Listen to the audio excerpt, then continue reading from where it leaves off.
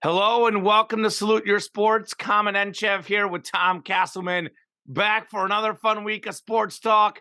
It's our NBA playoff preview. We're picking every first round series. We'll go ahead and make our Eastern Conference and Western Conference finals picks. Of course, the NBA champion, who's going to win the whole thing. Injuries playing a big part in all of this, actually. I mean, Ja Morant, will he play, won't he play? By the way, it's 12:41 Wednesday, April 19th. So we're recording in the early afternoon lunchtime. So some of these injury updates, we'll try to keep an eye on them during the show, but who knows how it's going to affect things. I know this, though. I'm feeling better and better about my statement last week. Lakers winning that Grizzlies series. Feeling pretty good about it. We'll hit on the big money man, Jalen Hurts. 5 years, $255 million. Is he worth it? That'll be later in the show.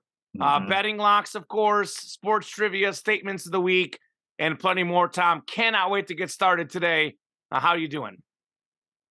I am doing really, really well, considerably better than the Golden State Warriors. Draymond Green will be touching on that. Also doing much better than Domantas Sabonis. I don't have any sort of, 230-pound feet stomping into my No. midsection. So I think I'll take that as a win for today. But we will start atop the show with the franchise that everybody loves to talk about, whether they're good, whether they're bad, the LA Lakers and the Memphis Grizzlies. Currently, that series sitting at 1-0 for the Lakers as they took game one in fairly convincing fashion. Looking better than, admittedly, I thought that they would. I mean, I had Grizzlies on a little bit of the short favorite for locks of the week, and that did not go very well at all. And of course, big news coming out: Ja Morant with a wrist injury that he suffered while going to the hoop.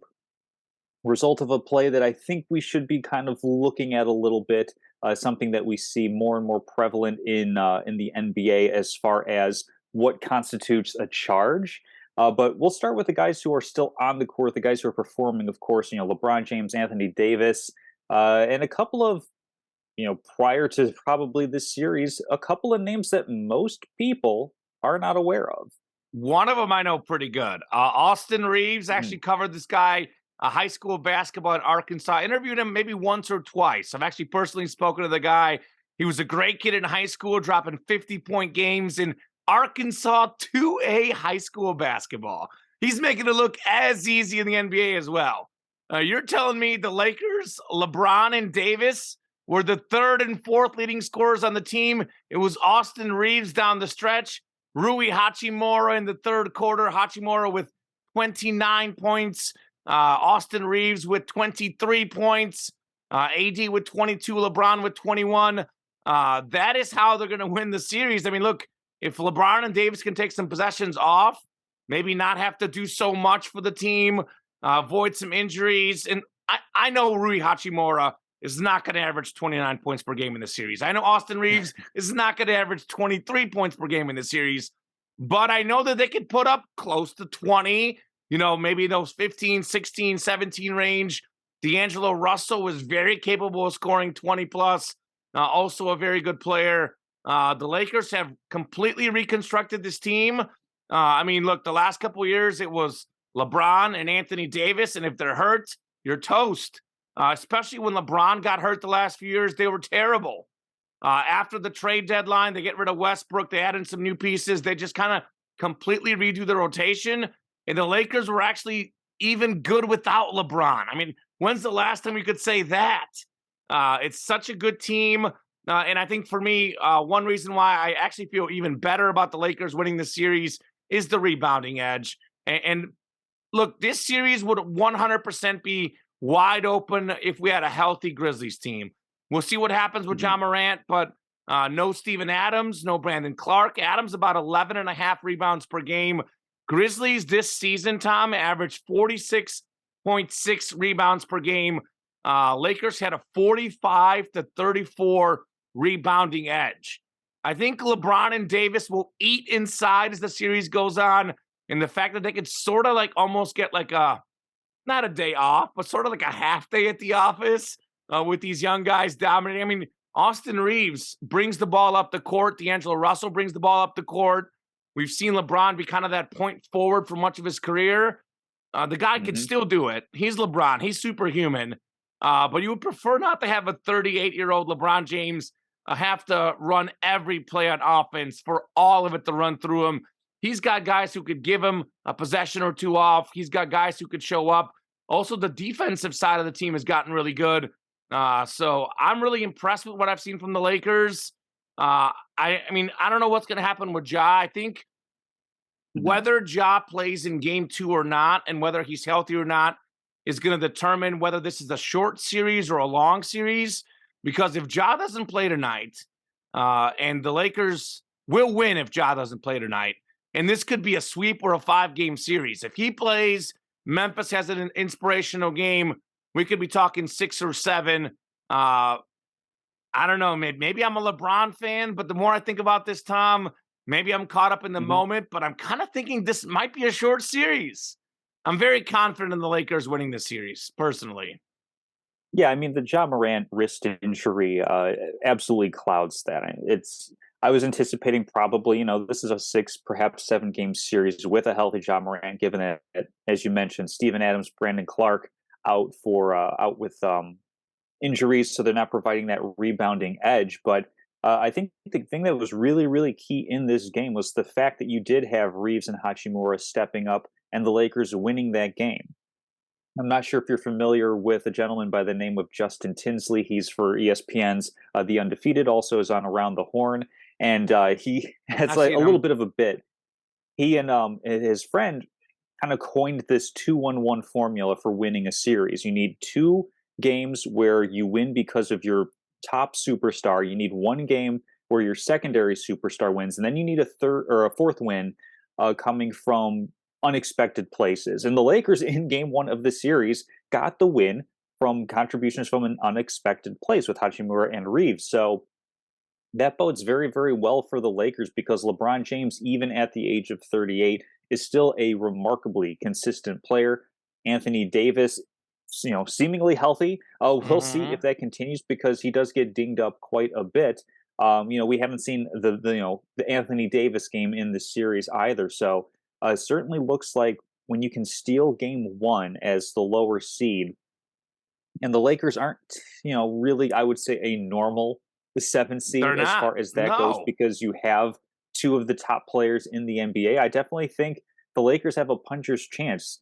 Prior to game 1, I was going to pick the Grizzlies in a 7-game series. Now I'm leaning toward if Ja's playing, I probably would say Lakers in 7 on this one. I would actually pick the upset still because they got that 1 win. And even if Ja plays, because of the injury that he suffered on the attempted charge take from Anthony Davis, where and this happened a little bit in the Bucks and Heat game as well, where Giannis only ended up playing 11 minutes because he suffered a back injury.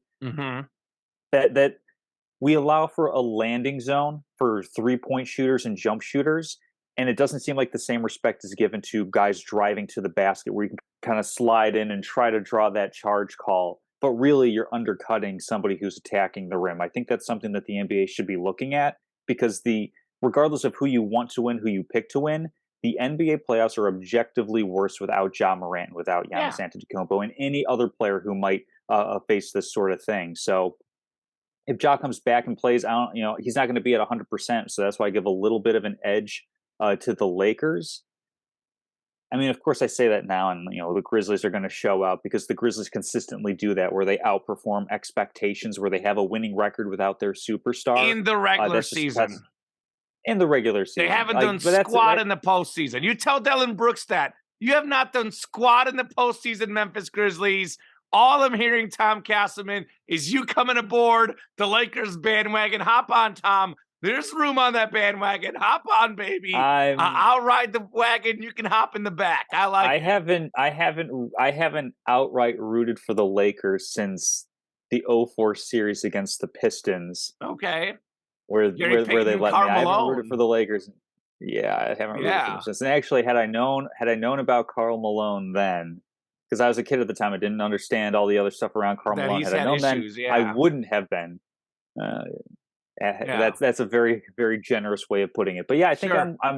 I'm not at the front of the bandwagon. I'm not leading the parade. You're in the Kamen back. Entchev for the Lakers. We need you in the I'm back. kind of trailing a little bit. I'm still kind of like peeking. Maybe I'll jump the fence to the Grizzlies side as the series goes on. We'll see. Back at the wagon, But ready to as of jump right off. now, Ready to jump off, right? yeah, On and off, yeah, Tom. that's a pretty good position for me. Yeah. Okay, that's fair.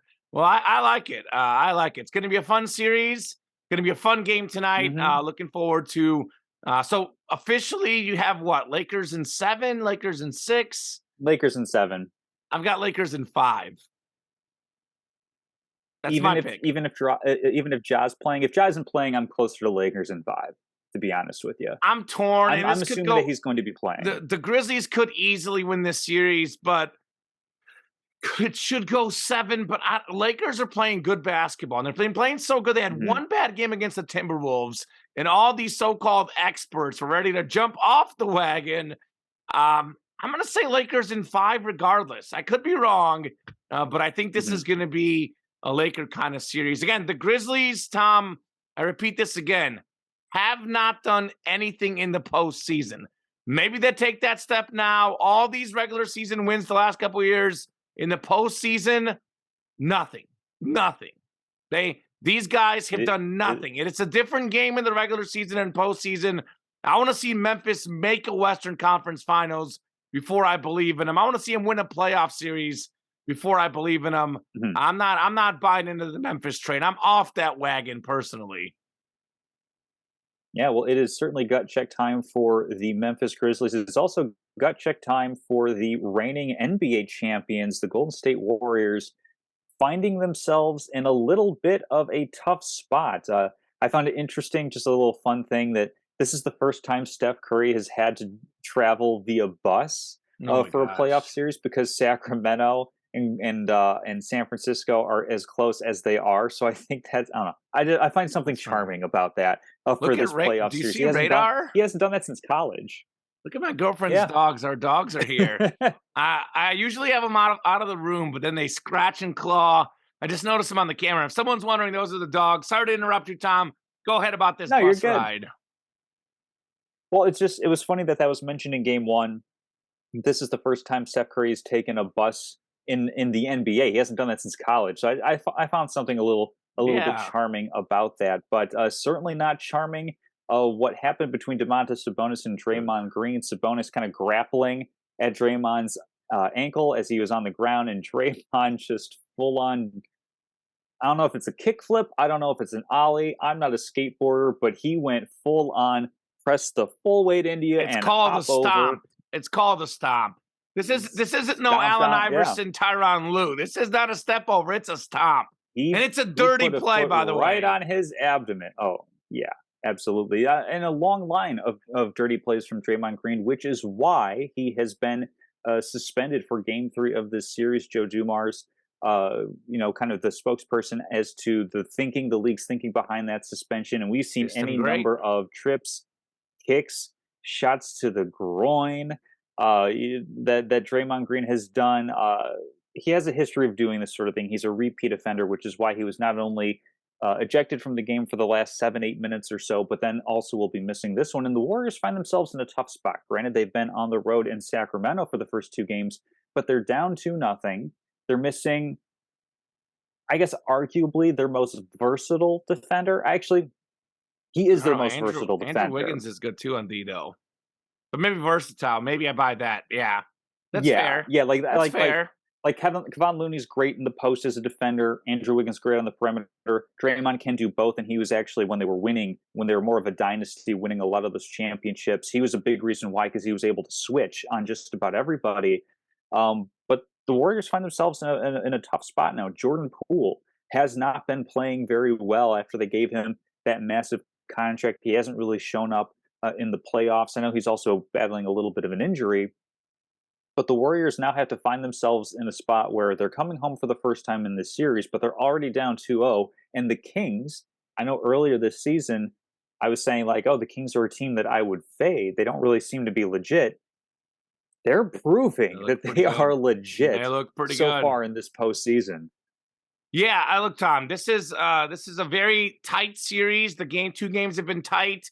I know that the game two was an 8-point win for the Kings, but I mean it was a 1-point game with 3 minutes to go.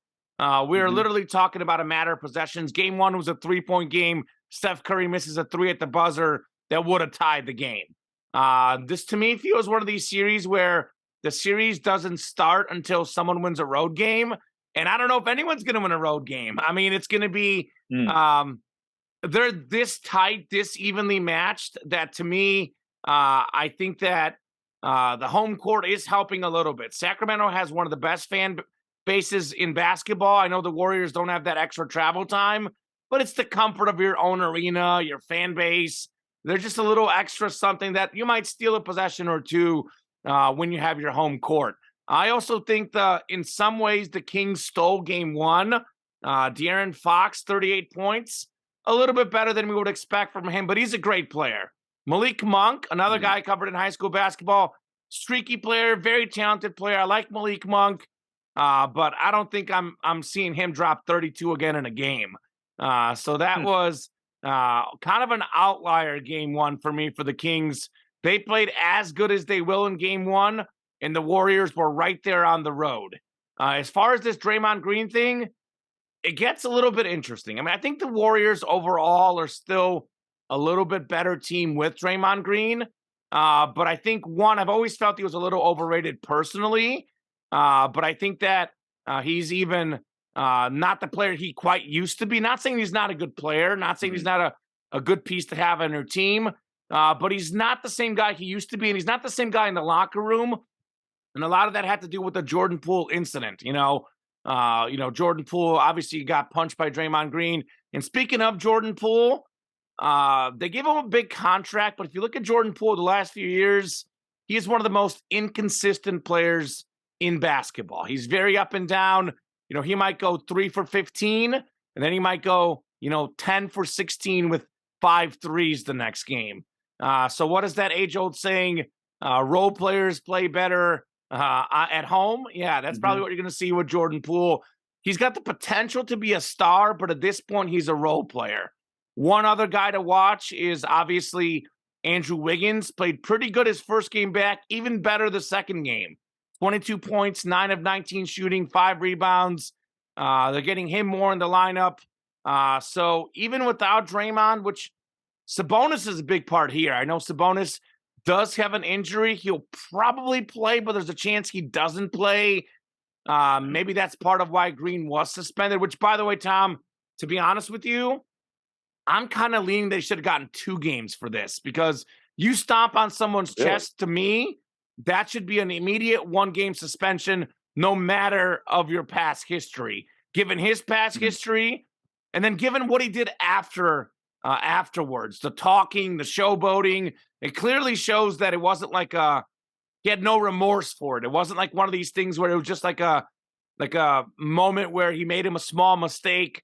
He seemed to Mhm. like it's Draymond Green's MO. I would have actually suspended him 2 games personally. For me, that move alone Mhm. is good enough for 1 game, no matter who you are. Given that it's Draymond Green, that's where I go 2 games. But then that's my take. I get both sides of the debate, but I've actually had this statement before on the show. We talk about the Eagles Chiefs holding, which the Eagles player clearly admitted on. It was the previous Super Bowl. The Bengals had the hold, I think, on Cooper Kupp. For me, Tom Casselman, I don't buy in this whole thing like that's the last play of the game. It's the last minute of the game. That shouldn't be called at the end. It's a playoff game. He shouldn't be suspended. If that happens in the regular season, I think he gets suspended. If it happens in the playoffs, he should also get suspended. So I still think, and maybe this is the Warrior bias in me. I'm a Warrior fan. I'm a Steph Curry fan. I'm a huge fan of Steve Kerr, Klay Thompson. I like all these guys, Sure. but Draymond, who I don't like, even though I acknowledge he's a very good player to have, but I don't like the guy personally. I still think Golden State finds a way to win at home. They always do. I think it's going to be one of these series where we rotate home and road wins, and then it gets to be game 7 in Sacramento. And that's where it gets really interesting. Anything can happen in a game 7, right? I mean, we had last See anything year, happening? You picking the Warriors to win this series of as the course, 6-3 upset? of course, I'm picking the Warriors, Tom. I'm not going away from my original pick. Look, if the Kings were winning by 15 or 20 points, I would have said I'm bought in. Give me the Kings. It is Mhm. interesting, though. We talk about playoff experience, and both of the first two games have been close, and the Kings have won both of them. And De'Aaron Fox, by the way, the NBA's clutch player of the year, very good guy down the stretch. Very good player, De'Aaron Fox is. Uh, I'm very confident in the Lakers over the Grizzlies. I am not confident in the Warriors over the Kings, Tom. I'm talking like I'm about 52, 53% sure. And maybe if there wasn't the bias, I'd say 50-50. I think these are Mhm. honestly two very evenly matched teams. Sacramento maybe has that home court edge, maybe the Warriors that playoff experience, but it doesn't seem to be affecting the Kings. To me, Tom, I think the Kings are more legit than the Grizzlies, I think. That's a Mhm. more legit team to me right now. I know they haven't made the playoffs in X amount of years, but the fact that Fox is so good in the clutch. Malik Monk, by the way, a guy that, played in the Final Four, made key shots in college, high Yep. school state championships consistently.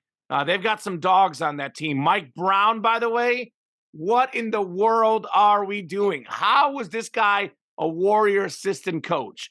I know he coached LeBron James, but this guy took a team to the NBA Finals. The fact that this man ever had to be an assistant coach at any point after taking a team to the finals is beyond blasphemy, which, by the way, maybe is helping the Kings a little bit in this series too, Mhm. because he knows the Warriors. He was there Yep. last year. He knows the Warriors pretty good. So I have very little confidence. Like, I'm aboard the Lakers bandwagon. They're winning this series. The Warriors wagon, I'm like you. I'm getting ready to jump off, potentially, maybe hop on the Kings wagon. Very wide open series. But I'm still gonna go with my gut, maybe that little Warrior bias in me, and pick the Mhm. Warriors to win in 7 games, Tom Casselman. Yeah, coming into this, prior to all the games tipping off, I was probably going to go Warriors or not Warriors, go Kings in 7. I think this would be a lengthy series. I think it actually might be a little bit shorter than that. I mean, with Draymond Ooh. Green out, I know it's going to be at home in San Fran, but the Kings haven't been playing scared, and they are winning close games. I know that the Warriors are too good, Steph is too good, Clay is too good, but we haven't really seen a super consistent effort out of Clay Thompson throughout the season. I know like he's still a good player, but he hasn't been what he once was. Where Steph Curry is still being amazingly otherworldly type of performance. This is definitely going to be a tough game where Steve Kerr's going to have to get the best out of all the different role players at home because you are now down Draymond Green. You are down somebody who is really important switching on defense because that's what a lot of NBA teams do. They switch off those screens, and De'Aaron Fox is absolutely fantastic at getting to the rim, hitting that little floating jump shot. The Kings, they haven't been playing scared, so I could definitely see them, winning this 5-6 games is Okay. where I'm going now. I'm shortening Sure. up that win for the Kings.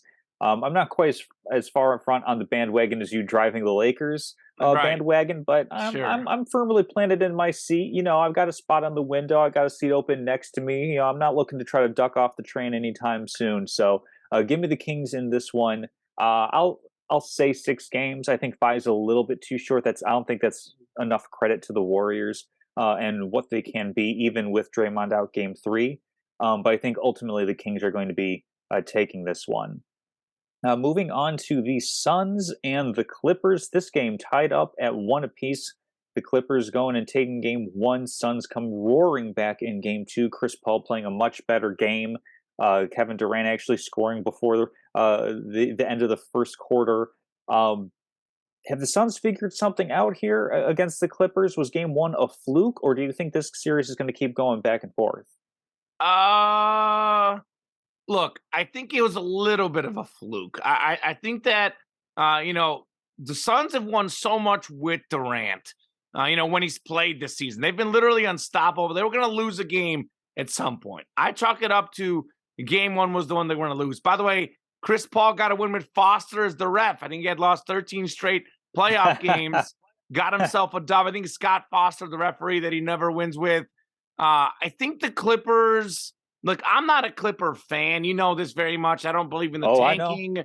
I mean, I think Paul George is overrated. He's not playing. Westbrook's overrated. I do think Tyronn Lue is a good coach. I think he's a good coach. I think Kawhi Leonard is a great player. I think when you're the underdog, I think it's going to be a interesting series in that there's going to be a lot of close games, Tom Casselman. I don't think the Suns are going to win by, I think they won the last game, what was it, 13-14? Live 14 point, yeah. live minus 9.5 cashed in. That's all I know, baby. Let's go live line. Suns last night, baby. Got back from work early last night, had enough time to put in a live minus 9.5 line on them. I think it's going to be a close game 4. It's going to be a close game 5, but I think the Suns are the better team. I think they win this in 5 or 6. I don't think it's going 7. I go back and forth between 5 and 6. Really depends on what happens the next couple games. But I mean, let's be honest, Tom. This goes down to who are the best players on the court in this series. Kevin Durant is the best player on the court. Kawhi Leonard is the second best player. Who's the third best player? Devin Booker. Who's the fourth best? Chris Paul. Who's the fifth best? DeAndre Ayton. That's 4 of the top 5 best players in this series. It's pretty simple, Tom. It's pretty simple. I mean, the Clippers don't have as good of a roster. The Suns have a better team. And I'm impressed with Booker and Durant. They really seem to have coexisted together as far as the scoring.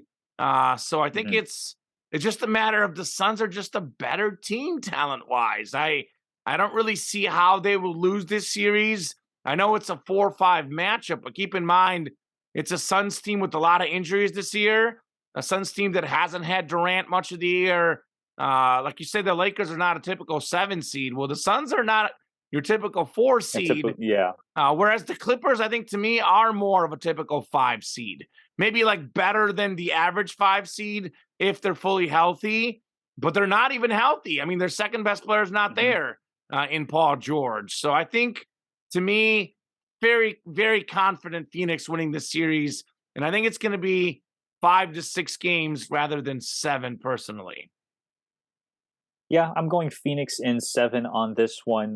Clippers played pretty well in the first game of the series, and a big difference in game 2 is Zubac not getting a double-double, not being that big rebounding presence in the middle of the floor, at least not to the same effect that he was in game 1. And certainly, Chris Paul actually being able to shoot pretty well, Devin Booker having a really big scoring game. There's not a ton of depth on this Suns team, so I think that they're going to be prone to having just a couple off nights in a series. They have enough talent to win 4 games in a series, but I think that they don't really have enough depth to win it super short. And I think that that's going to lead to perhaps some issues farther down the line in the playoffs, as Chris Paul is, 38, Kevin Durant, 34. I know Ayton and Booker are on the younger side of things, but you don't have that same level, that same quality of depth the Suns have had the past couple of years, where they went to the NBA Finals, where they went to the Western Conference Finals. So I'm going to go 7 games, Suns winning this one. Certainly, they want to wrap it up as quickly as possible because, kind of how I mentioned with Anthony Davis, he's healthy now, he's playing well now. Same thing with Kevin Durant. But over the past couple of seasons, these guys at a moment's notice are going to have some sort of tweak, freak, whatever injury. Durant warming up when he was first acquired, and then during warmups out for a couple of games right there. So that's something where hopefully we don't want to see that, because again, we want to see the biggest stars in the playoffs. That's why it's disappointing to not see the Clippers at full strength with Paul George. I may have been a little bit more inclined to pick the Clippers in that case, but he's definitely going to be missing the entirety of this series. Who knows if the Clippers advance, if he'll be back for the next one. That's certainly a big issue, but Kawhi has shown that he can carry a team a little bit. Certainly did that in Toronto, and could be doing that here, where if he gets a couple of breaks his way, we could be seeing the Clippers advance to the second round. But like I said, I'm going to go for the Suns in this one, and then we can breeze through pretty quickly, I think this 1-8 matchup. Oh, go ahead. I just want to add one thing to the Suns. I want to be clear. Yeah. They are essentially one injury away to Durant or even CP3, who's the point guard, or Booker, Yeah. from maybe losing to anybody in the West. So I think they're going to win this series, but you are right. The depth's not there. They're kind of like Hmm. that Warrior team that had, Clay, Steph, KD. They had Draymond, Boogie Cousins, where they were a really good team, but they had no depth. And then they got hurt in the finals, lost to the Raptors. So they're kind of like a dangerous team. And that's why, oddly enough, I mean, the Lakers only have two superstars. The Suns have what? I'm going to say maybe three, four. It's hard to say. Is Chris Paul still a superstar? But you can almost give him like, Two superstars and two regular stars, I would say. I would say give Chris Paul three quarters and you give one fourth to DeAndre Ayton. You can count him as three stars. But I'm just saying the Lakers role That players, for works. example, with the two stars are better. But yeah, let's get into this next series. As you were saying, Tom, we can breeze through it. I Yeah, agree. Nuggets, no Nuggets and Timberwolves. I mean, there was no way that I was going to be picking the Timberwolves to win this series, and so far, Nuggets have blown them out. So four, maybe five games, maybe Minnesota's able to put one together, but they had a really bad loss to the Lakers, and then beat a pretty not great Oklahoma City Thunder team to get to this spot. They just don't really seem to be going anywhere for the rest of this season. Yeah, I mean, I think it's a 1 versus an 8 matchup. The Timberwolves have some young Yep. pieces, but they're not a team that has proven to us they can do much in the playoffs. They've had some off-court issues, guys punching each other, punching walls. Who knows? Denver's a more talented team. They won game 1 by 29. I don't expect them to win, these other games by 29 points, but I think they'll win in 4 or 5. I am definitely good with that, Tom. Yeah. On to the Eastern Conference, Cavaliers and Knicks. The Knicks winning a close one on the road in game one, and then losing a not quite so close one on the road in game two. Are you going with Thibodeau and the Knicks to advance to the next round, or do you have Cleveland coming out of this 4-5 matchup in the East? This is a pretty fairly even matched 4-5 series. Hmm. I think this is one that might go the distance, honestly. Might be a 7-game series. It's a tough one to pick. I think the Knicks have some physical players. I mean, I think Randall and Brunson are a good combo. I'm going to let these guys out of the room. This is what I'm saying. This is what they do on Go the for other it. side. Let me get these guys out of the room real quick. Boys, I'll let you out. We'll let you out. Go ahead. I think they think my girlfriend is still home, but she's not. I Oh, hate to okay. disappoint them. They'll probably be knocking on the other door. Last week they were in here before she left and they just laid down. So maybe next week they'll be out. We'll see what we'll do. But as far as the series time, getting back to basketball, Hmm. um, I think this goes down to a couple things. I mean, I think the Cavs have a better defense. They actually had the number one defense in the NBA in the regular season this year. And we saw it in the last game. They locked up the Knicks. What was the Knicks point total? Not many points. I meant to write 90. it It was down. 107-90 in game two. 90 points in the modern NBA. That's like 80 points, 5 years ago. They just can lock you up on defense, and Hmm. they ultimately have the best player in the series, Donovan Mitchell. And I know the Knicks have, Brunson's a very good guard, but they have two, Mitchell and Darius Garland. Garland was great in game two. I think the Cavs have a better team. They've got the home court. But I think the Knicks are going to make this interesting. The Fighting Tom Thibodeaus, as I call them. They have, I like Brunson. He's a big game player. He makes a lot of key plays. Hmm. Did it back in college with Villanova, did it with the Mavs in the playoffs last year. He's kind of like, there's some guys that are better in the playoffs, in the big moments. You look at him in the regular season, very good player. Maybe in the playoffs, great player potentially. I think Brunson is an example of that. Such a good player. Jimmy Butler, obviously, maybe the even better example of that. Rondo. But I think the Cavs are a little bit better. They've got the home court. It's going to be a tight series. I'll go Cavs in 7 because of two big Hmm. time guards, better defense, and the home court. Yeah, also going with Cavaliers in 7, just because we're having that superstar conversation with the Suns, how many they have. The Knicks have a couple of stars in Brunson and Randall, but they're certainly not to the next level where they're going to really move the needle as far as this is a championship team, whereas I'd say Donovan Mitchell is closer to superstar than Randall and Brunson are, and then just has a really, really good supporting cast. You've got Mobley and Allen patrolling the middle, really, really strong defensive players that are going to make you work for it on the inside. And certainly Julius Randle is the type of player who can work for it and get his buckets inside as well as out. As can score from a lot of different places on the floor, but that's going to make it tough to win any series when you have that level of defensive talent, especially when you have a Knicks team that isn't overly proficient as a 3-point scoring team, is a Yeah, great good shooting point. team. So I'm going to take the Cavaliers in this one as well. Tom Thibodeau is better than just about any coach in the league at taking decent to above average talent and making it really, really good, making this a competitive series.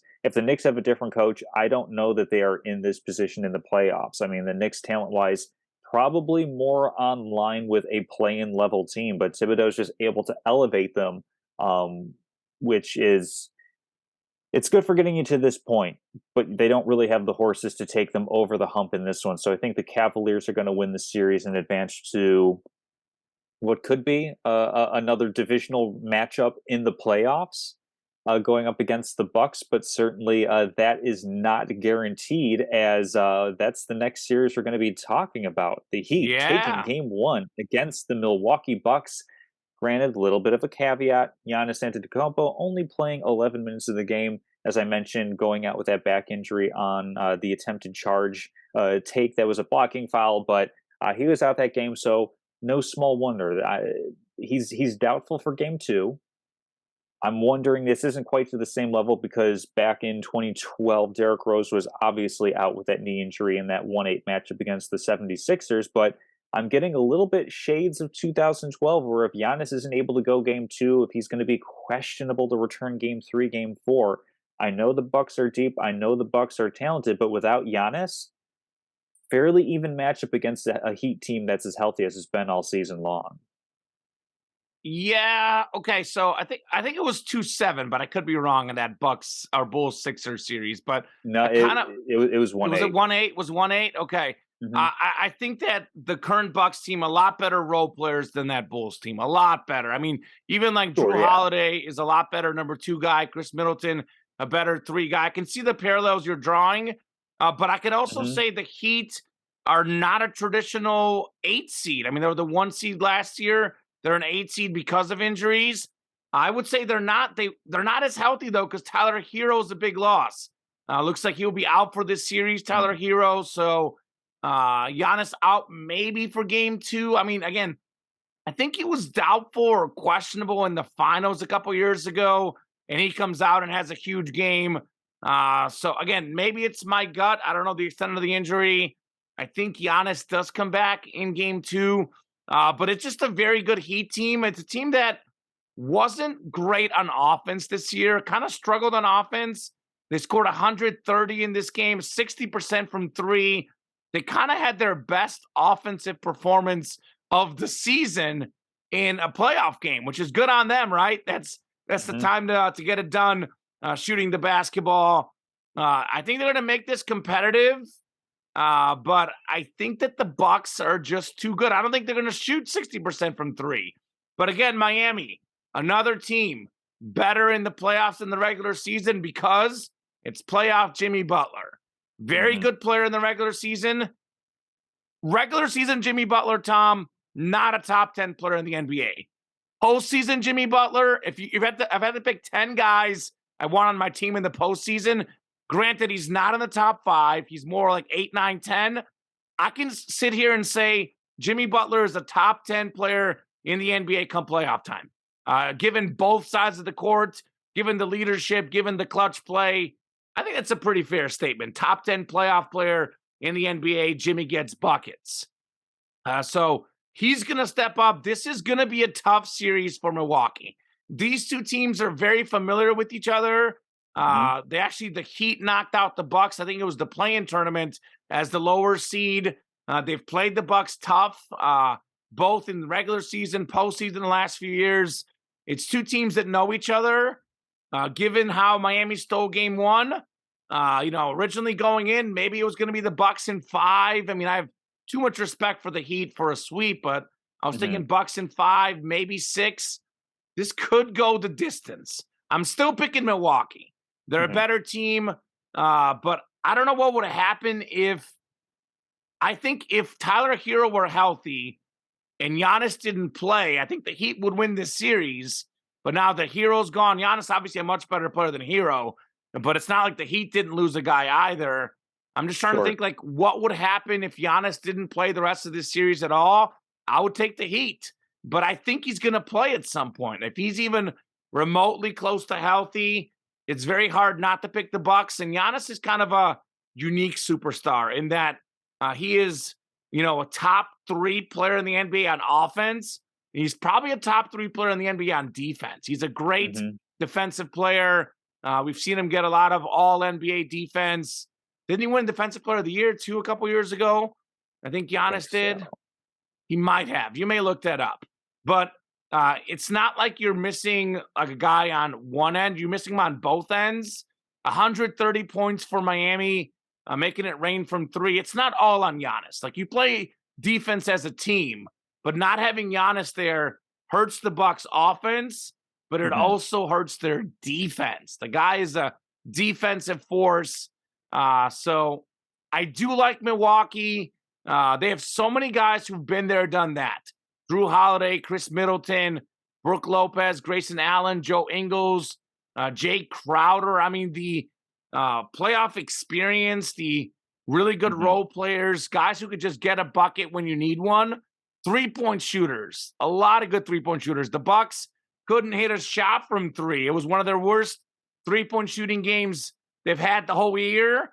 Miami shot way better than they normally do. The Bucks shot way worse. It's called a make or miss league. The Heat are not going to shoot Mhm. 60% from 3 the next game. I don't know what the Bucks number was, but it was, I think, below 20 in the It last was game. 24.5%. Yeah, the 24 and a phrase half. that springs to mind when you say that is regression to the mean, and we're gonna see Oh, that it's in your 2 favorite. opposite Your directions. favorite. Giannis, back in the 2019-2020 season, was named Defensive Player Yep, I of the thought Year, so so. he's won that, once in his career. The biggest well, not the biggest, I mean, obviously, the three-point shooting is a significant statistic, but another big one, 62 points in the paint for the Miami Heat in Game 1, in large part because Giannis only playing 11 minutes. I know Brook Lopez, Bobby Portis gives you a couple of big bodies, but they don't have nearly the same defensive prowess No. that Giannis has. Surprisingly, the Bucks still had a little bit of a rebounding edge, so that pretty much just says, the Bucks shooting around 50% from the field in Game 1, Heat shooting 60% from the field, both From beyond the 3, arc too, and just wasn't it? yeah, 60 yeah, from from 3. 60 from 3, 59.5 from the field. Mm-hmm. So the most efficient shots that you can get, points in the paint and 3-point shots. Those are the best way to run an offense. So prior to Game 1, I was going to say Bucks in 6 because I know that the Heat are an exceptionally well coached team, that they play really, really hard in the Oh, playoffs. With Giannis, missing a significant chunk of Game 1, maybe missing Game 2, he's listed as doubtful. Last time I checked, which is just a little bit before the show, that kind of says Bucks in 7. I'm still going to go with mm-hmm. Milwaukee on this one, but it is going to go the distance I think so, because too. the Heat are not going to go away. They might go cold. The Heat might have a game where they're only putting up 85 points or something like that because nobody can buy a bucket. But certainly they're going to be competing throughout this series. So give me the Bucks in 7 with Giannis in mind. Next series up, Celtics and Hawks. This for me is going the same way of the Nuggets and Timberwolves conversation. It's Celtics, and I think it's pretty much going to be a clean sweep, to be honest with you, as they've won Game 1 and Game 2 by significant margins. Yeah, I think so. I mean, it's a 57-25 Boston team against a 500 Hawks team. It's not really close. Boston has the better stars. I mean, Jason Tatum, Jalen Brown, and I mean, a guy like Derek White dropping 26 points in game 2. That's a pretty good role player that can just put up a big game when you need him. I'm kind of leaning. They won by double digits both games. Game 1, they were up so much. It got a little closer at the end. I'm leaning sweep as well. Maybe Trae Young gets hot from 3. Atlanta steals one game, maybe. But I would be shocked if this is anything more than 5 games, Boston should cruise against Atlanta. Yeah, this is also the danger of the play-in tournament that we have, because the standings at the end of the regular season had Miami as the 7th seed, Atlanta as the 8th seed. You have a little, flip-flop whoopsie-doo. All of a sudden, we're flipping that, and we're seeing that bear out in significant series. The Bucks would have a much easier time, even with the Giannis injury, against the Atlanta Hawks. The Absolutely. Celtics might find themselves in a bit, more of a heavyweight fight. This definitely is two different weight classes, Hmm. and a little bit of, how fair, how just are we being to the number one overall seed if they're getting stuck with a tougher matchup because of the play-in tournament, the variance of a single game matchup. So that was a statement from another week, a rant for another time. No, We've got Celtics sweeping this one. Oh, go ahead. one thing that I have thought about, Tom, given your statement and other things, I kind of like the idea of the play-in tournament. The 7 and 8 teams get in, but whether it's the 7 or 8, like if you win that 7-8 matchup, you're in already. You're not worried, you're in, right? I Mhm. think the 1 seed should have a chance to pick who they want to play. That part of it, I agree. That Remember would that be idea I fun. had a couple years ago? That'd be fun. Where Yeah. the NBA should just draft who they want to go up against. I think that would Well, be so fun. They do it for the maybe All-Star game. maybe the 1 seed should have that. I don't think every playoff seed should, but you earn the 1 seed, you get the chance to pick your opponent.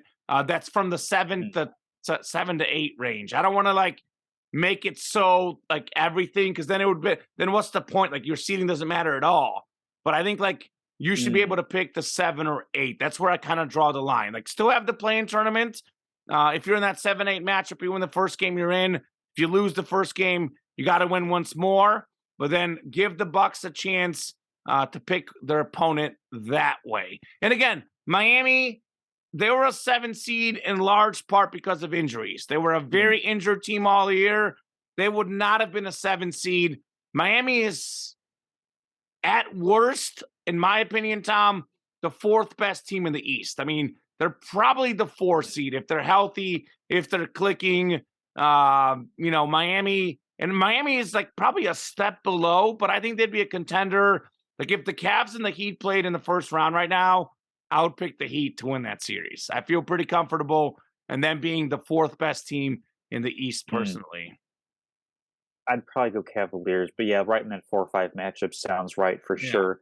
Another series that looks like it's going the way of being a complete and total mismatch. Yep. The last one of the first round that we have, the 76ers and the Brooklyn Nets. Sixers winning game one by a healthy 20-point margin, and a not quite as healthy but still very good 12-point margin in game two, winning a 1995 era score of 96-84. So any chance in your mind, Kamen, for the Nets to come back and win this one prior to the series? I also would have gone clean sweep on this one, just like I am doing with Boston and Atlanta. And sure enough, Brooklyn isn't really giving any indication that they're going to win a game in this series. Yeah, it's not the same Brooklyn team. I mean, like speaking of seeding, they got that 6 seed in part because of Kevin Durant, Kyrie Irving. They haven't been as good since those guys left. Bridges has been great, but they're I mean, he's what, the 3rd or 4th best player in the series. Tyrese Maxey is good too. I mean, you have Embiid as the best player in the series. Harden's the second best. The Sixers just have a much better team. I'm also leaning sweep. I mean, NBA is a make or miss Mhm. league. You could steal a game in a 1 game scenario easily. It would not shock me if the Nets won a game, but I wouldn't put anything more than one for them. I'm leaning Sixers in 4, the better team in that series for me, no doubt.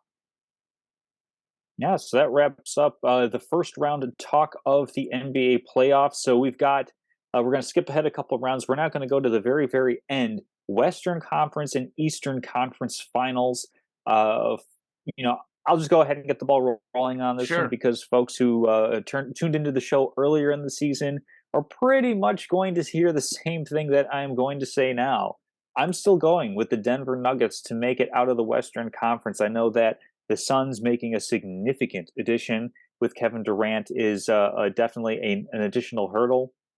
It's going to be a really tough, really exciting second round matchup. I also get that the Lakers with LeBron James and Anthony Davis, assuming that they're coming out of that matchup, That's going to be a fun little trip down memory lane. Remember the good Sacramento team with Bibby and Weber and Divac and Yeah. Stojakovic, and getting a little bit of some frosty treatment on behalf of the referees in that series. A lot of folks Robert crying Ory, foul about that baby. one. Robert Ory. Let it There's going to rain. be Big there's shot, going to be Bob. tons of storylines in the Western Conference, but for me, the one that stands out is going to be a Denver Nuggets team that's just going to, buttoned up business as usual going through the Timberwolves, and then they're going to have a significant step up against the Phoenix Suns.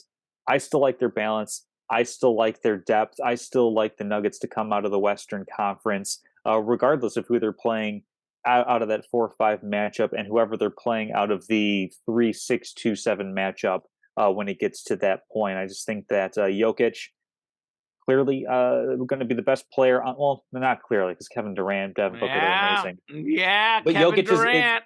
Jokic is going to be the best player on the court, in my opinion. And they've got enough depth around him to do things where you can put Aaron Gordon on Kevin Durant. You've got Jamal Murray back and playing pretty well as he's continuing on the road to recovery. Yeah, look, I'll be completely honest with you, Tom Casselman. The Western Conference is so wide open right now. I mean, outside of the Timberwolves, the other 7 teams all have a legitimate chance to win the West. Nothing would surprise me. It is that close. There are so many good teams, and there's not a single great team. The Nuggets are not a great team. The Suns are not a great team. They have superstars, but where are their role players? There's not a single great team. There's not an all-time great team, especially in the West, but they're all so good. They have so many good basketball teams. I mean, the Warriors easily, we've seen them win championships, could easily get hot and win the whole thing. The Lakers, we've seen them do it a couple years ago. These role players stepping up, they can easily win this. The Suns have the best starting lineup in the NBA. They could easily win. The Nuggets are the 1 seed. They got the reigning MVP. They could, no problem, win the series. I have very little confidence in any pick that I will make here. It is that wide open. It is that close. Injuries will play a huge part in it. One injury could make a difference for any one of these teams. But we pick sports. We make predictions, Tom. That's what we get to do here. So I'm going to go ahead and make some predictions. Like I said, I think the Lakers are going to top the Grizzlies. I think the Warriors are going to get past the Kings. But that Robert Horry 3, by the way, Lakers down 2-1 in the series, would have been down 3-1. If he doesn't hit that 3, I think it was Vlade hit it out. It was ironic because Kobe missed, Shaq missed, Vlade tips it out so the clock can run out.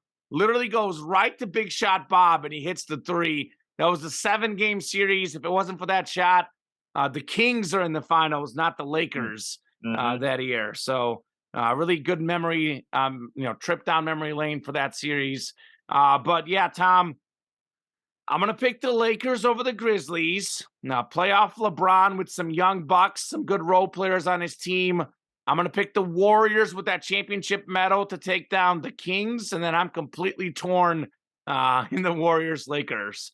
Who do I want to win? Who do I think is going to win? I don't know, but I'm going to say LA because their size advantage is going to be big.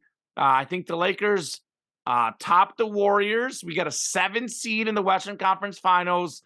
And on the other side, I'm kind of cheering for the Nuggets, Tom. I think it'd be a cool story. But I think the Suns have a little bit more talent. I really do. I know you love Chris Paul. I do like Chris Paul. I think it's time for him to get something.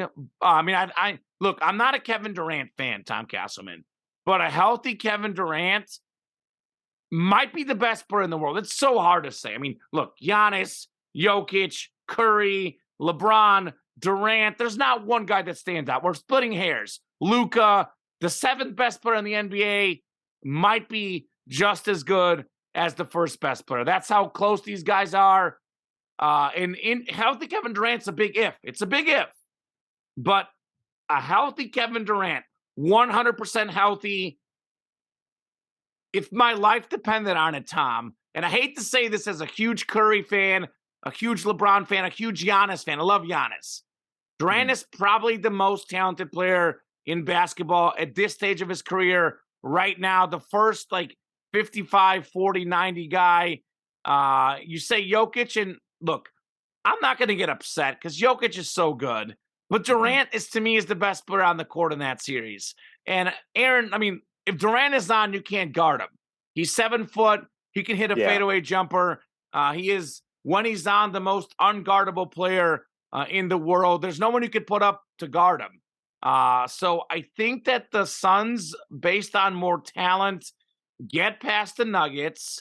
And then we have that LeBron Durant matchup, who, by the way, like, what was it, like 10 years ago, these guys were playing for an NBA championship, and these guys are still so good. Shout out to how much those guys have both done in their careers. I want to pick the Lakers. My heart wants to pick the Lakers. I'm going to pick the Suns. Their roster is so good. You have a prime Devin Booker, a Kevin Durant, again, when healthy, he's still in his prime time. He's a better passer. He's a better defender than he's ever been. This is the best version of Kevin Durant. We just don't recognize it because he's always hurt, right? So give me the Suns over the Lakers. The Suns make the NBA Finals, but my goodness, it could be the Warriors. It could be the Kings. It could be the Lakers. It could be any one of these teams. I'm ready to jump off my Laker wagon, jump off my Sun wagon. I can hitch to the Warriors, hitch to the Kings, the Nuggets. I'm good with whatever. I do think Denver would be a cool storyline, Tom, if they can get it done. But again, injuries with Durant, CP3, Michael Porter, Jamal Murray, LeBron, Davis. I mean, we've had so many of these teams right now that are in contention that have had so many injuries in recent years. So it's not really going to go down to who is the best team almost, because they're all so close. It's going to be who is the healthiest team in these playoffs. I'm going to bank on Durant being healthy. I'm going to bank on the Suns taking down the Lakers in the Western Conference Finals, even though I will be cheering on the Lakers in that series. Yeah, and that brings us now to the Eastern Conference, where preseason I had Boston. I believe you had Milwaukee. Certainly, Philadelphia has shown that they are going to be in that conversation as well, and that is going to be a thrilling second round matchup between Boston and between Philadelphia on that one. So are you sticking with Milwaukee? I know the Giannis injury, I'm going to couch this as somewhat significant within the series with the Heat, but I think ultimately he'll be good for the later rounds of the playoffs. So are you sticking with Milwaukee? Are you flipping to Boston? Are you flipping to Philadelphia? I know I'm sticking with my guys in the Celtics. Yeah. Look, the Giannis injury, it's always hard to say. Like, I know what you're saying makes sense. That's the way we assume he's going to get healthy, because if it was a serious enough injury, they would rule him out for good. But injuries linger. So this Giannis injury is huge, because I think the Celtics and Sixers are good enough, Tom, that they can beat the Bucks if Giannis is 80%. Giannis has to be, no one's 100%, right? In the playoffs, long season, but he's got to be like 95, like pretty much like as healthy as he can be. Because if Giannis isn't healthy, the Bucks are the third best team in the East, because Boston and Philly are both really good. One thing I'll say is, and I'm not necessarily a huge fan of either guy, like their personality, both on and off the court, Joel Embiid and James Harden. Kevin Durant, also not a huge fan of him personality-wise, but I think the basketball gods, if there's a such thing, whatever. Let's not get religious here, but I believe in basketball gods. I believe in betting gods, whatever. I think that Joel Embiid and James Harden deserve to be fully healthy. I want to see these guys not get hurt in the playoffs. I want to see what those two can do, because I think what they have is special. They have such a good relationship together. Again, maybe call it the I've seen him play in person bias, but man, they look to be in such sync. James Harden knows exactly where to get Joel Embiid the basketball. That's like such a good 1-2 duo, because they're different positions. It's like you have the Luka and the Kyrie, they're the same position, Tom. It's like it's a super team, but they're too similar. Even Durant and Booker, they're kind of similar, right? So they're just such a good 1-2 duo, Embiid and Harden. I mean, it might be the best 1-2 duo in the world, honestly. those two, considering fit and everything. I think Harden is a lot closer to who he was than we realize. He's not scoring as many points, but he led the league in assists. He's running the floor. I think he's a lot better than people realize, Tom, is my thought on Harden. I think he's still, for me, right there as a top 10 player in basketball, James Harden. So I like this Sixer team. They got a lot of grit on the road. I'm going to pick an upset. I got to be contrarian to you. For the record, the Celtics could easily make the finals. Again, I got to hatch my wagon somewhere. I think Milwaukee, Boston, and Philadelphia, all three are capable of making and winning the finals. I'm going to say Philly in a mini upset. I think Philly with Embiid. I don't think Boston has anyone that can stop them, to be honest, Tom. I think the Sixers are going to upset your Celtics in the second round. Great road record this year, Sixers in 7 over Boston. Then I'm going to still pick Milwaukee because one thing Milwaukee has that a lot of these other great teams don't have, the Suns, the Sixers, even I guess the Warriors and Lakers to an extent. I mean, they've got the most depth in the NBA. And Milwaukee, like Philadelphia, has a very clear star structure. Like Giannis is the guy, but Middleton and Holiday are the 2-3 guys, and everyone on the team can contribute. I think sometimes, like when you have that situation of you don't know who the guy is, that kind of hurts you. The Lakers don't really know. I mean, they kind of do. It's LeBron, but Davis is kind of there. I mean, I guess the Warriors win. They know Curry's the guy. But I like the fact that Embiid and Harden fit well together. I like how the Bucks fit. So I got the Bucks over the Sixers in the Eastern Conference Finals due to depth. And ultimately, I've got the Bucks-Suns Finals rematch. I think I had Bucks over Warriors in our preseason preview. And then I had that sounds about right. And then I had Bucks over Suns post the Kevin Durant trade. So I'm going to stick with that pick. I think the Bucks win again because they have too much depth against the Suns. Give me Milwaukee over Phoenix in the NBA Finals, Tom. Yeah, I'm going to go ahead and say that the upcoming Boston-Philadelphia series is going to determine the winner of the NBA Finals because, I like looking at numbers like offensive and defensive efficiency. In defensive efficiency, Boston 3rd this season, Philadelphia 8th. So you got 2 top 10 defenses. And then in offensive efficiency, Boston 2nd, Philadelphia 3rd. So these are teams that get it done on both ends of the court. I'm going to go with Boston because, we saw James Harden play really, really well in Game 1. We saw him play not so well in Game 2. Harden's at that stage of his career not really being a phenomenal athlete, just pure athleticism. And throughout his career, he's been more reliant on the ability to get to the rim with a little bit of short area quickness, be a good shooter. There's not as much latitude for kind of that athletic regression.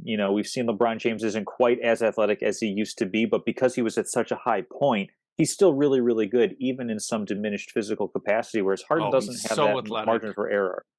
So I'm going to go Boston. They get it done on both ends of the court. They're a super efficient team offensively and defensively. The one kind of like area of concern is that they do play a short rotation. But outside of, Al Horford, all the guys that they have on the court are in their 20s. So it's not like what the Suns have where you're counting on a lot of guys, or at least a couple of stars who are in their mid to late 30s to show up night in and night out. But Tatum, Brown, Derek White, Marcus Smart, they're relying on these guys to be playing 35, 40, 45 minutes in a game. And they're all young enough, they're all, athletic enough, spry enough to be able to do that and bounce back and recover and be there for the next game in a series. So I'm going to go with the Celtics to win the East. And I'm going to stick with my preseason prediction because no reason for me to move off it as of right now. I've got the Boston Celtics over the Denver Nuggets. I'm rolling with that until either team is eliminated. Yeah, to me, just on the Celtics, some of it is matchups wise. I just don't see who they have to consistently guard Giannis and Embiid. What team has it? But Jokic as well. All these big guys, even Davis, LeBron. Whether it's in the Eastern Conference, semifinals, Eastern Conference Finals, NBA Finals. I think there's a lot of it's kind of like the rise of the big man, and the Celtics don't have a big man to stop the Philly or Milwaukee big man, in my Not Blake opinion. Griffin? No, Not Al not Horford? quite. This isn't 2015, Tom. I know Horford was good in spurts last season, but I mean he's been good this year too. But it's not 2015. I know Marcus Smart's a great defensive player, but more of a perimeter guy. And look, no team is going to stop those guys. I mean, those guys, you know, the Davis, LeBron, Embiid, Giannis, you don't stop them. You contain them. Yeah. But I don't think they have anyone to contain them personally. That's why Boston's lack of size concerns me a little bit, to be honest, Tom. That is I why. wonder why Grant Williams isn't playing more. He was kind of significant for them getting to the finals last year. I don't know the rotation there, but that's just my devil's advocate or disagree against you. I mean, I know the league is more about guards. You can win with guard play, but we have a kind of a rise of the big man again, and I think that the Celtics don't have that big man where it's like. I know Jason Tatum can go to the hoop. I'm not saying he can't do it, but he's more of a shooter. Jaylen Brown's more of a shooter. Like, if shots aren't falling, do you have that guy who can get to the hoop and score an easy basket? Because the Bucks have it, the Sixers have it, the Lakers have it, the Nuggets have it. I'm not sure the Celtics have it. Again, my opinion, if Middleton's not hurt last year, Boston does not make the finals. I think having that ability to get those easy buckets sometimes does help. And I think that's something Boston, to me, is missing because they went pretty cold in the finals last year. It doesn't matter against the Hawks. It doesn't matter against some of these lesser teams. But when they get these big teams, it may end up mattering for Boston. So that wraps it up for our NBA coverage. You said you've got Milwaukee over the Suns? Mm-hmm. Okay, and then I want to see Milwaukee versus the Lakers, though. I want to see Giannis versus LeBron. That's what I want to see because the Warriors won last year. I'm a Warrior and Laker fan. Yeah, I'm a Giannis fan. My heart wants to see Giannis versus LeBron. That's what I'm cheering for. But my brain somehow sees the Phoenix Suns lineup and just I'm impressed. I'm impressed at what they have on the court. It's a very quality squad. Yeah, if they're able to put it all together, they certainly could be hoisting the Larry O'Brien trophy. But right now, Jalen Hurts is hoisting that big $255 million contract. $179 million of it is guaranteed. I know that the question is posed as, is Jalen Hurts worth this deal? And of course, we got to fit that within the context of, the haves and have-nots in the NFL, and that this is just what the quarterback market is as far as what it takes to pay young stars. So good move for Hurts, good move for the Eagles. In my opinion, I think this is a win-win for both sides. What are your thoughts? 100% agree, Tom. So, by the way, I know the Casselman, the contract Casselman, as we call you. So the 5 years, $251 million. I think 179 you said is guaranteed. It's not the largest contract ever in terms of like total amount over years. Like Mahomes got 10 years, obviously. It's not the most guaranteed money, which Deshaun Watson got. But I believe if he hits certain incentives, if he stays healthy at $51 million per year, that is the most highest paid player in NFL history per year. Jalen Hurts, that contract is. And I think he deserves it. I mean, I've got him, to me, he is the third most valuable player in the NFL right now for me, Jalen Hurts. And when you have someone who's that good, you got to pay him. You got to pay Jalen Hurts. I know Miles Sanders, a very good running back, was a casualty of that Hurts contract. They didn't pay him. They're moving on from him. They moved on from several guys, but you got to lock up your guy. This guy is such a talented player. The only guys I would take over him, Tom, if I was starting a franchise today, I would only take Patrick Mahomes, obviously. In my opinion, the best quarterback in NFL history. Just needs that longevity. And then Joe Burrow, another guy who's got the it factor Burrow has. But Jalen Hurts is such a great dual threat quarterback. He can beat you with his arm and his legs. Led all quarterbacks in rushing touchdowns last season. But if you watch that Super Bowl, man, he made all the passes, the touch passes, the fire passes, in tight lanes. This guy is such a very great passing quarterback. He is a really good passing quarterback.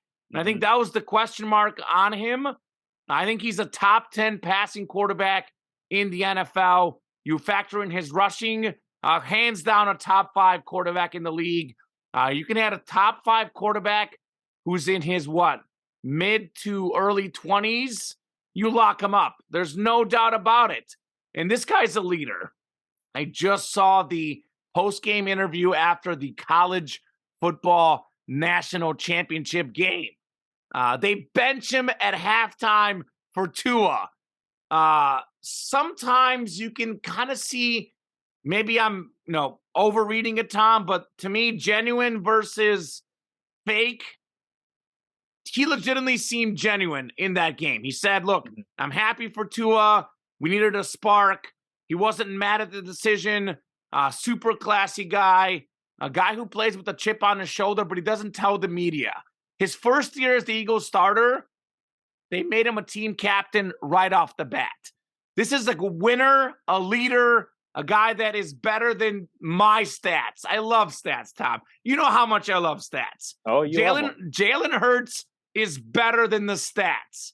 When you're the leader of a team, the face of a franchise, the it factor, as I call it, that is something that you cannot quantify by stats. Jalen Hurts has it. He's got it. That's why the Eagles lost when he didn't play last season. I mean, the guy goes down, they lose 2 games in a row. His value is incredible. He might have been the MVP last year had he not gotten hurt late in the season. This guy has no weakness in his game. He's a quarterback who can pass, a quarterback who can run, a quarterback who makes smart decisions. He takes care of the ball. He can run the option. He can air it out. This guy is such a great player. It's so ironic. Just last year, we were actually on this show, ESPN, Fox, all these networks. They were discussing, is Jalen Hurts going to be the guy in Philly? He's got to prove it this year. If he doesn't, he's getting the boot. He beyond proved it. This is a great contract for the Eagles, a great contract for Jalen Hurts. As you said, it's a win-win. I'm very happy for both in this scenario here. Yeah, no Mickey Mousing around for Howie Roseman and the Eagles, knowing that they've got their guy. They wanted to lock him up, especially when you consider some of the other quarterbacks who are either free agents, Lamar Jackson, or up for extensions in short order, Justin Herbert and Joe Burrow.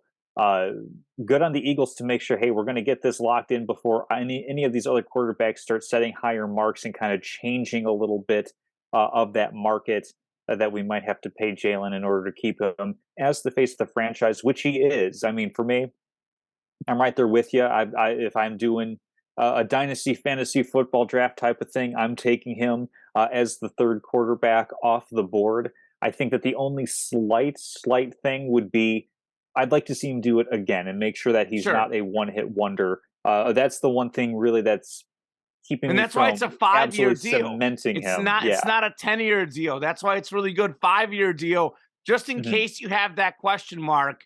5 years is actually really good. I love the 5-year deal, by the way. I think it's one of those deals that is good for both franchises. I mean, look, for the Chiefs, Mahomes, we know Mahomes is Mahomes. He's in his own category. The team loves him. The city loves him. In his case, the 10-year deal works. But in sports in general, I think a 5-year deal could be very beneficial for both sides in all sports. We see all these trade requests. We see injuries. We see regression. These type of deals, 5 years, when a guy is in the prime of his career, the back 5, we don't know what's going to happen. Maybe he gets hurt. Maybe he's not the same player. I think the 5-year deal is great. Maybe pay the quarterback a little bit more per year, but a little bit less guaranteed and a little bit total contract. The 5-year deal for me is like perfect for both sides, just in general. Absolutely. Well, that wraps it up for the main content of the show. We are now going to get into locks of the week, where a little bit of a hard fall back to earth for me. I am back at 500, even up on the year for my locks of the week.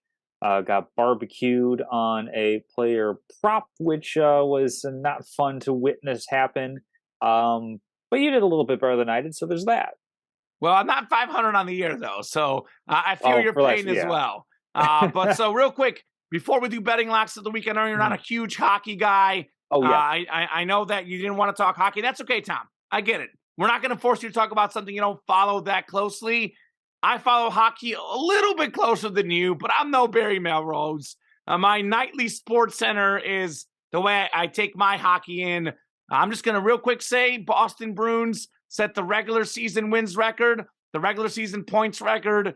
Give me Boston versus the field. Bruins take the cup this year, going to Boston. As for locks of the week, I was 1-2 this last week. And, I tell you this all the time, Tom. I've had a good year betting sports this year. Whenever I bet away from the show, I usually do pretty good. Whenever I bet on the show, not as good. I wanted to pick the Lakers line plus 3.5, but I also like getting my results in early. I can't wait. I picked the locks night of. It's more fun that way, Tom. Unless it's football season, I got to wait for NFL. So I was 1-2. I went with Real Madrid, Chelsea over 2.5 goals. I told you an early Real Madrid goal is going to open up the game. That's what happened. Early Real Madrid goal. The game was open. Both teams missed a lot of easy chances. Great performances by the goalies and a lot of terrible misses by both players. I got barbecued. It was 2-0. Should have ended at least 3-1, 4-1, 4-0. But the over 2.5 did not hit. Bulls +6 against the Raptors in the play-in game. Bulls winning 109-105. Got that one right. And then Pelicans -5.5 over the Thunder. We both missed that one. 123-118 Thunder. You got barbecued on the player prop. Kobe White over 9.5 points. He was 4 for 4 from the field. Got 9 points. So I missed a soccer over by half a goal. You missed an NBA over by half a point. And then the Grizzlies game you missed as well. Lakers winning by 15. I'm going to look at my phone just to make sure the lines are the same. What do you got for your picks here? Well, of course, burned by a player prop last week. I am undeterred in going for another one this week. With Giannis being doubtful for game 2, I'm going to go ahead and grab Bam Adebayo over 9.5 rebounds at -103. So very, very minimal juice on that one. We saw that the Heat had a significant advantage on points in the paint, not quite the same advantage on rebounds, but I think Bam is going to absolutely eat in the post in this game. And then a couple of series that we talked about being sweeps. I'm going to go right along those lines. Give me Celtics -5 on the road against the Atlanta Hawks. The Celtics 5-0 on the season against Atlanta. The shortest margin of victory, 6 points. Everything else has been double digits for the Celtics over the Hawks. So I'll take a free point, even if this one is on the road. And then give me the 76ers -4.5 over the Nets. Similar thinking as I have for Boston and Atlanta. There was a 3-point win for the 76ers back in February, shortly after that big trade between the Brooklyn Nets and the Phoenix Suns. But it's been nothing but, again, double-digit blowouts since. So even though these teams are going on the road, and usually there's a little bit of a pick-me-up for the underdog team as they're coming home, give me Celtics and 76ers to win outright and cover a 5-point spread for the Celtics and a 4.5-point spread for the 76ers. Okay. I kind of agree with you on all those picks. So we'll see. My betting lines, I checked my phone, are about the same. Wanted to see if there was any injury updates because I'm picking a couple games featuring injured players. Of course, Giannis. I said I want to pick games tonight. I'm going to go for it tonight. I'm going to go for it right now. I'm going to go with one that's about to start. Getting it in 1 minute before kickoff. Oh my gosh. Man City over Bayern Munich over 3 goals, Tom Casselman. On Bovada, it is listed at -122. So if it's 3 goals exactly, that's a wash. I got it at over 2.5 on my bet that I made, but that's way too juiced. So I'm going over 3. It was 3-0. Man City the last game. It's a 2-leg affair. So Bayern Munich at home is a great team. They're an attacking team. Man City's an attacking team. It's going to be a wide open game with Bayern needing to make up goals. If Bayern scores the first goal, Tom, this is going to be high scoring game. If Man City gets the first goal, I can see them just packing it in on defense, kind of relaxing. Maybe Bayern Munich doesn't want to get embarrassed. Then I might be barbecued. But if Bayern Munich gets the first goal and they have a chance in this two-leg tie, there could be 4, 5, 6 goals even. So I think over 3, I feel pretty good about on that game. I'll go Heat plus 6.5 against the Bucks. Giannis may or may not play, but even if he plays, is he going to be 100%? I'm not too sure. Heat are a really good team. Extra hot in game 1, winning by 13. These two teams split the regular season series at 2 in the regular season. We've seen the Heat upset the Bucks in the playoffs just a couple years ago. I think the Bucks win this game, but I think Miami's going to fight for this. They realize this is the time to strike. If we're going to win this series, we got to win game 2. They're going to fight hard. It's going to be close. With 6.5 points, I think Miami should cover. You have an update? If you'd like the line off Bovada, you can have Heat plus 8. Oh, is Giannis playing? I don't know. I looked it up as of an hour ago. He's still listed as doubtful, so it might be one of those things where betting markets are a little bit behind. But I've actually seen the number refreshed. It's plus 8 on DraftKings. So plus 7.5 on BetMGM on my betting app. Let's do plus 8. All right, we'll take it. Heat plus 8. I'm half tempted to switch over from the Bam Adebayo prop to the plus 8, but I'll leave it as is. I'll let you take this one. All right, so Heat plus 8. I like that bet for sure. And then I'm going to end with the Lakers. Let me double check here now. These lines are always flipping, man. Lakers -1. I'll still go Lakers -1. Morant may or may not play. But for me, the Lakers' size is too much in this matchup. It wouldn't be if Adams and Brandon Clark were there, but Steven Adams, I think, had over 11.5 rebounds this season per game. He's injured. Brandon Clark is injured. Lakers had the rebounding edge by 11 in game 1. I know Austin Reeves and Rui Hachimura are not going to be this great game 2. 29 for Rui, 23 for Reeves. But I also think LeBron and Davis will be better. 21, I think, for LeBron, 22 for Davis. Both of these guys could go for 30 plus. The Lakers have a sense of urgency. They've had a lot of injuries with those two guys. I don't think they want to wait around. They want to get, a little extra time off. I think they pounce in game 2. Lakers win game 2 against the Grizzlies. All right, sounds good. Time for trivia. I've got a good baseball one for you. Clayton Kershaw just picked up his 200th win for his career, so a little bit of a salute there. But also it's trivia because perhaps more remarkably than that, over the entire length of his career, he has only been touched for 88 losses, which leads me into the trivia question for baseball history. Just give me a number. I don't need names because a lot of these names, I recognize them, but wouldn't have come close to guessing them.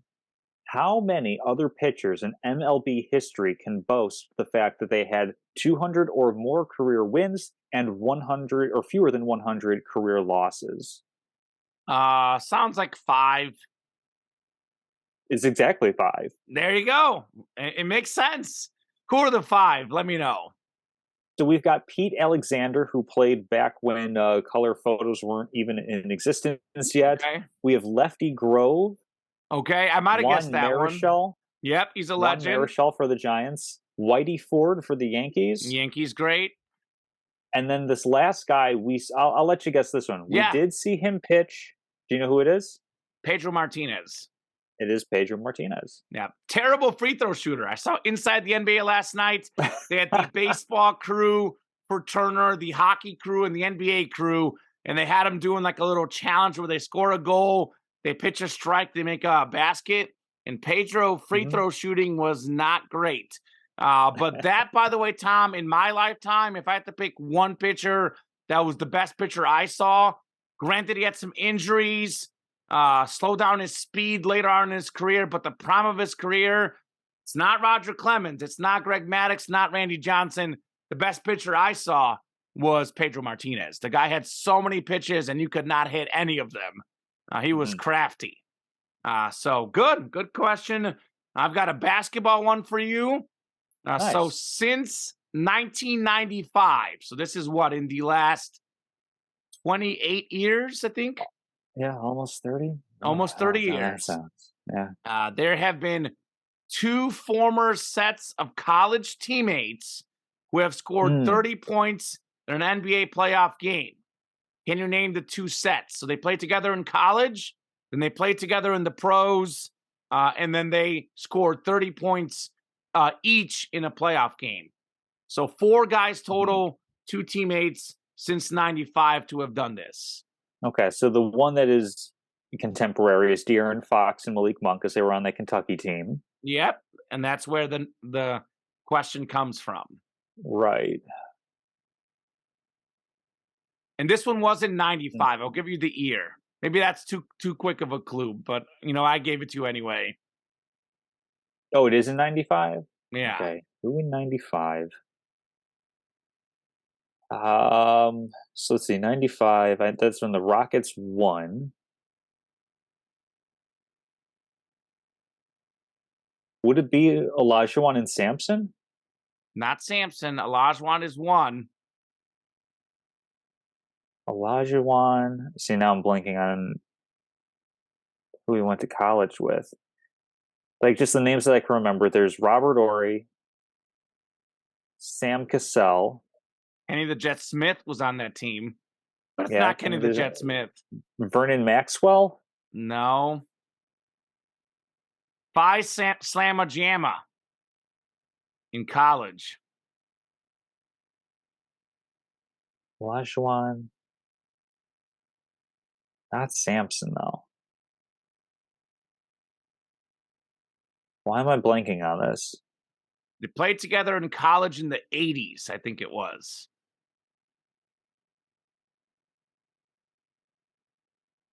Is it Ralph Sampson? Nope. I don't know who the It's second a one is. shooting guard. Shooting guard. Yeah.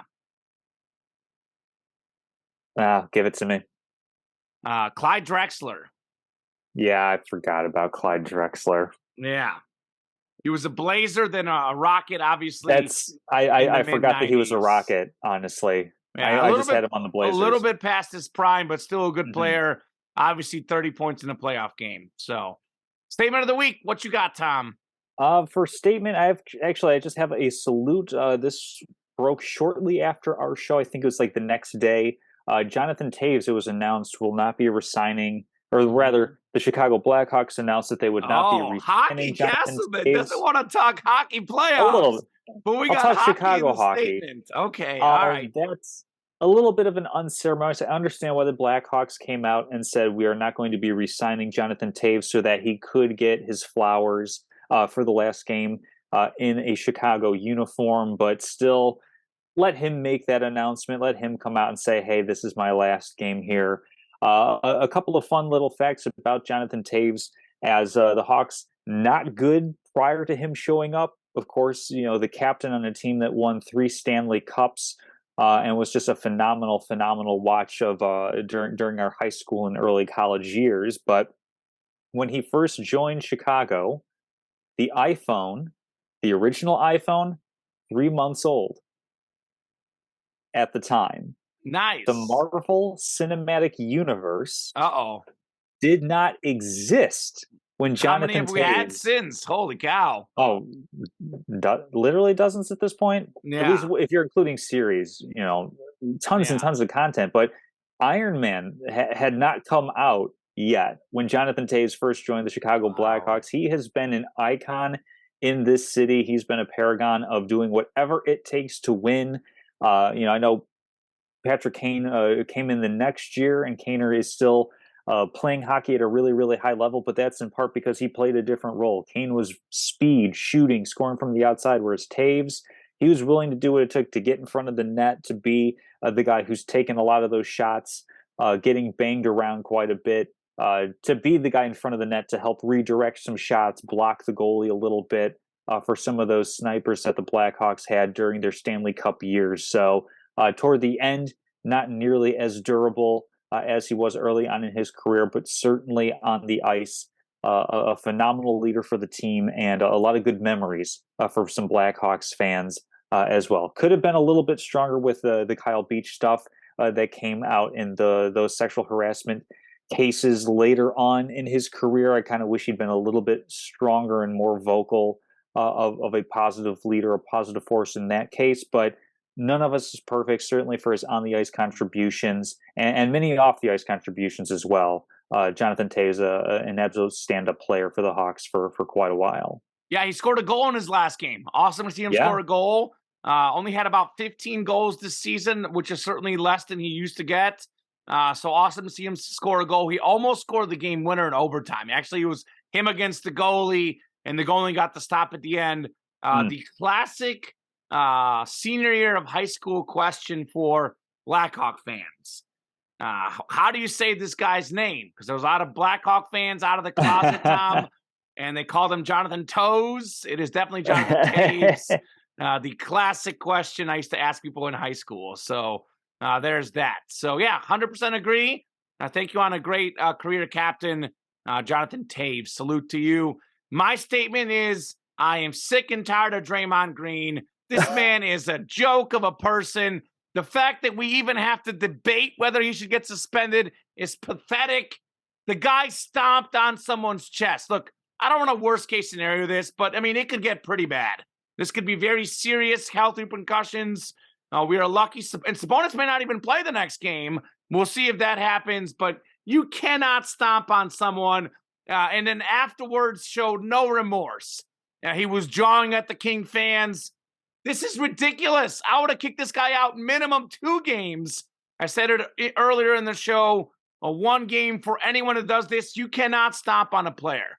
If this happened in soccer, by the way, they're probably getting a 4-game ban. So, I mean, I follow soccer closely. This happens once in a while in soccer.